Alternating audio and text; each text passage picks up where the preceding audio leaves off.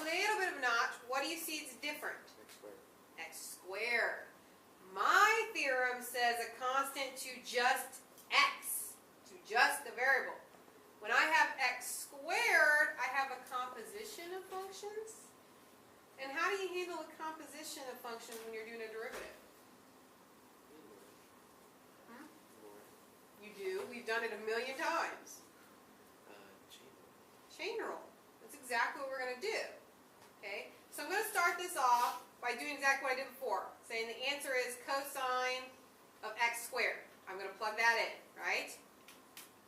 But not only am I going to plug that in, because when I take its derivative, aren't I going to get the derivative of x squared? That's exactly what I do. So plug it in and then multiply by the derivative.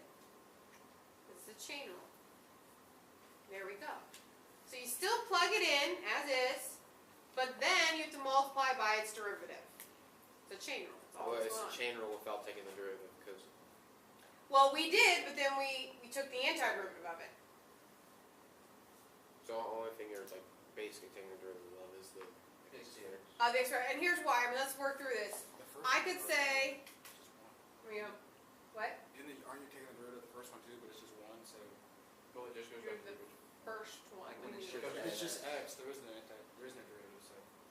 Oh, no, there's no composition of functions. Yeah.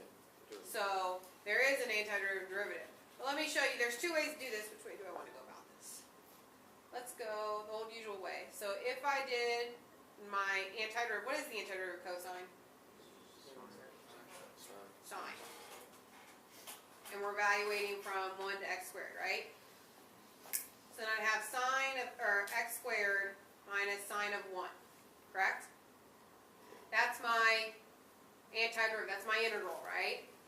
But when I take the derivative of it, here's why you see now you have to take the derivative inside. Because this derivative will be cosine of x squared, but you've got to do derivative of that. Derivative of that is that's just a constant, so it's 0. So that's why we get the 2x cosine x squared. But you can skip that whole process and just plug it in. Just remember to multiply by the derivative, because you know eventually you'd have to use the chain rule. That kind of makes sense? Let's do another. Do a different one.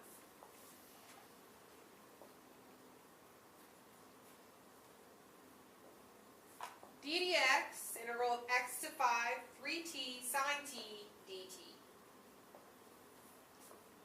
Is this answer negative? It's exactly it. We're flipped, right? Should be a constant x, and to compensate for that, we make it negative. So my answer is negative 3x sine x. And if you forget to change your variable, that's a big deal. Okay, because that's actually the only thing that's really happening in this problem.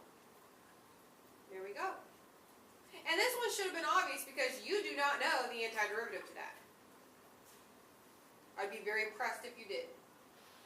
Very impressed. Because that's actually what we get to next chapter, is how to find antiderivatives of. Because this is kind of like a product rule backwards, I think. Kind of what we're doing next chapter. We're doing all our rules backwards. That sounds fun. It is fun. I like next chapter.